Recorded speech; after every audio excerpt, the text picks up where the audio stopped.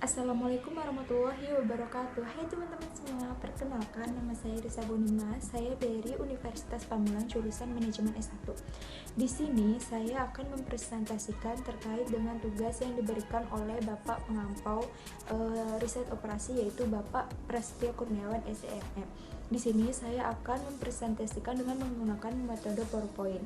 Berikut ini videonya. Nah, ini dia presentasi yang akan saya jelaskan, yaitu tentang linear programming, metode simplex, fungsi tujuan minimum, fungsi batasan. Yang pertama yaitu tentang program linear. Program linear secara umum adalah program linear yang merupakan salah satu teknik menyelesaikan riset operasi. Dalam hal ini adalah khusus menyelesaikan masalah-masalah optimasi atau memaksimalkan atau meminimumkan, tetapi hanya terbatas pada masalah-masalah yang dapat diubah menjadi fungsi linear. Secara khusus, persoalan program linear merupakan suatu persoalan untuk menentukan besarnya masing-masing nilai variabel sehingga nilai fungsi tujuan atau objektif yang linear menjadi optimum dengan memperhatikan adanya kendala yang ada, yaitu kendala yang harus dinyatakan dalam bentuk ketidaksamaan yang linear. Selanjutnya yaitu formulasi permasalahan.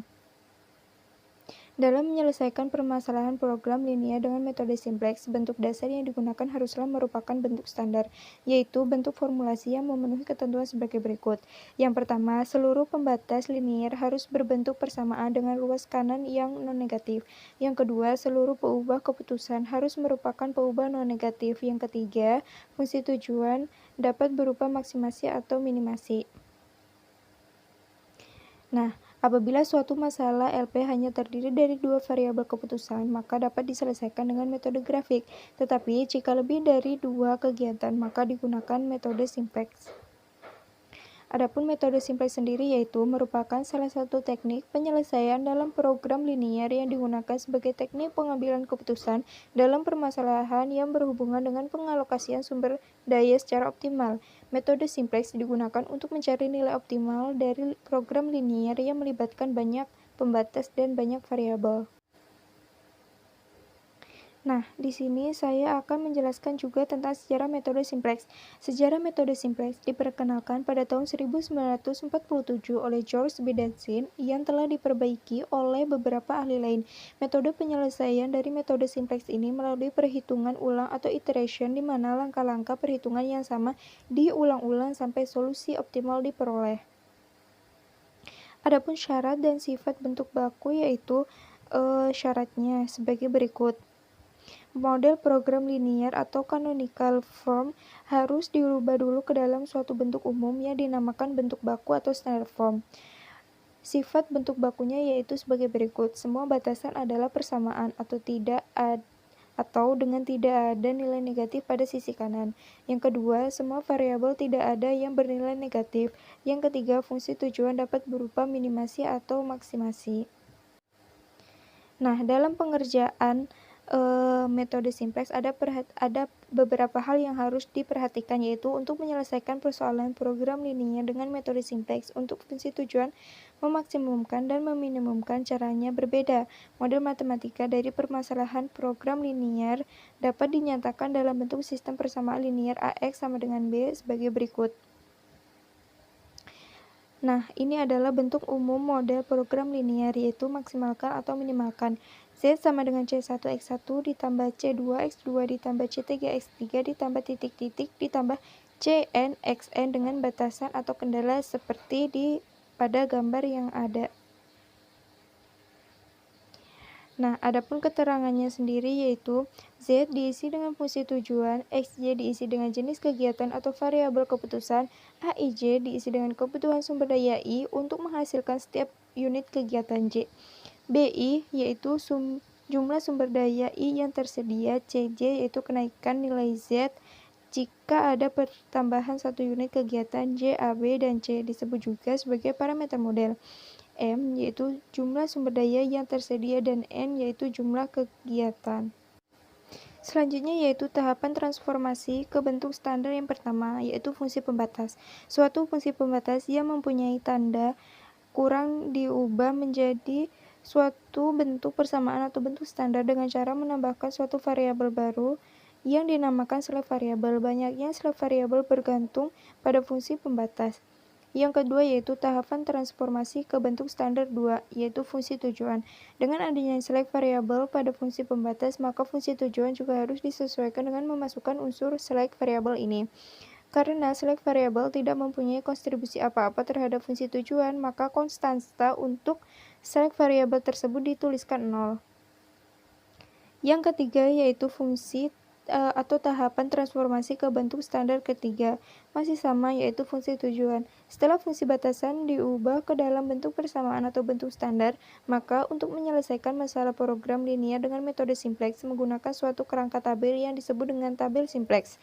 Tabel ini mengatur model ke dalam suatu bentuk yang memungkinkan untuk penerapan perhitungan matematis menjadi lebih mudah. Selanjutnya yaitu langkah-langkah penyelesaian simplex minimum. Yang pertama, mengubah semua kendala ke bentuk kanonik dengan menambah variabel select s. Variabel select yang ada dimasukkan atau ditambahkan ke fungsi sasaran dan diberi koefisien 0. Yang kedua, jika dalam matriks A sudah termasuk atau terbentuk matriks identitas, maka disusun tabel awal simplex sebagai berikut. Nah, ini dia bentuk tabel awalnya ya teman-teman, kurang lebih seperti ini. Untuk keterangannya sendiri yaitu baris CJ diisi dengan para koefisien fungsi tujuan atau sasaran, baris SJ diisi dengan nama-nama peubah atau variabel yang ada. Kolom XI diisi dengan nama-nama perubah yang menjadi basis atau variabel yang menyusun matriks identitas. Kolom CI diisi dengan para koefisien perubah yang menjadi basis. Kolom BI diisi dengan para konstanta fungsi kendala. Kolom ZC diisi dengan rumus sebagai berikut.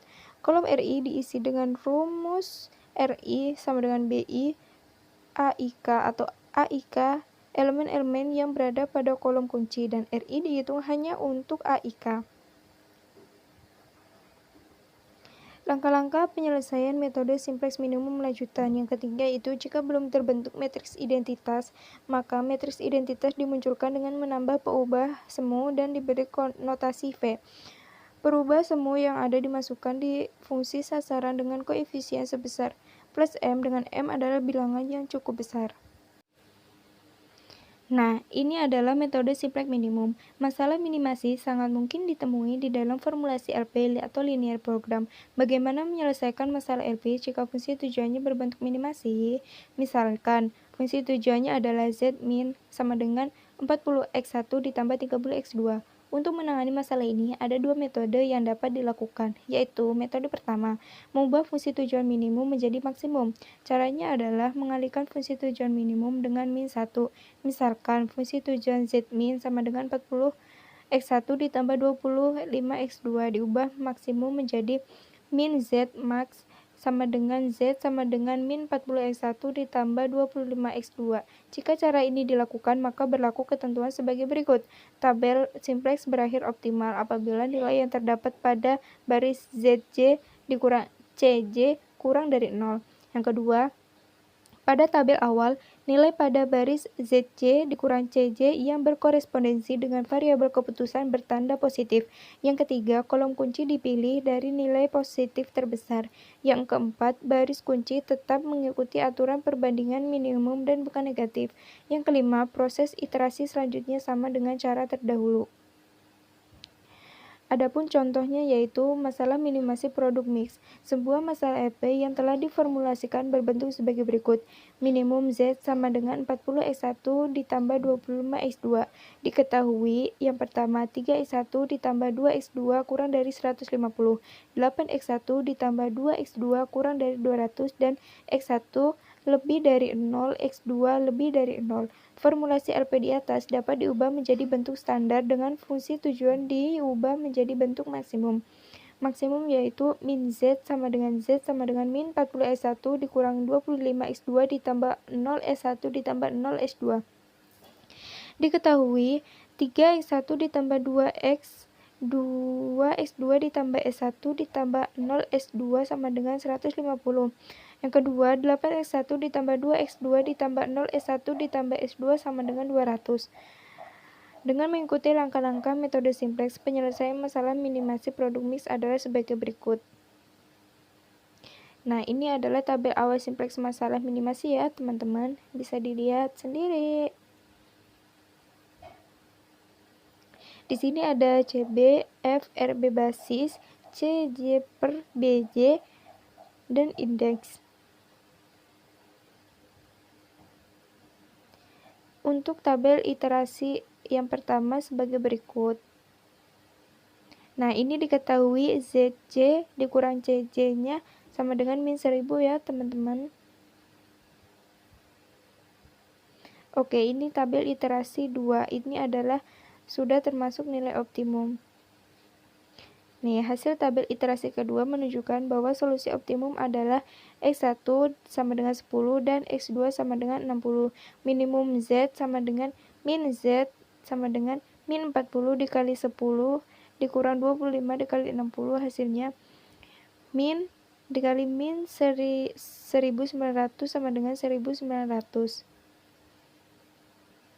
Adapun metode simplex minimum yang kedua, yaitu dalam metode ini kita tidak melakukan perubahan bentuk fungsi tujuan, tetapi secara langsung fungsi tujuan minimum dimasukkan dalam tabel tetap seperti aslinya. Jika cara ini dilakukan, maka berlaku ketentuan sebagai berikut.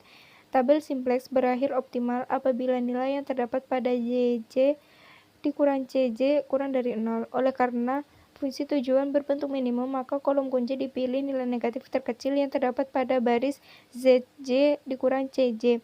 Baris kunci tetap mengikuti aturan perbandingan minimum dan bukan negatif. Proses iterasi selanjutnya sama dengan cara terdahulu.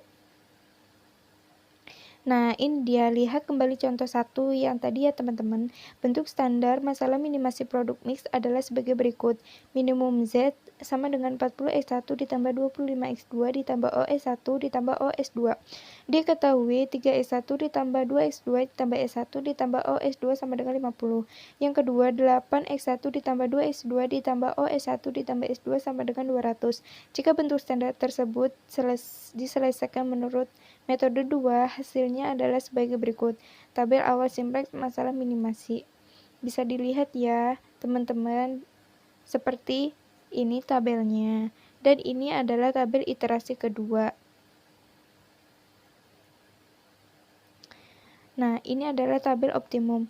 Dengan tabel kedua tersebut menunjukkan hasil yang sama, yaitu X1 sama dengan 10 unit dan X2 sama dengan 60 unit dengan total nilai Z 1900.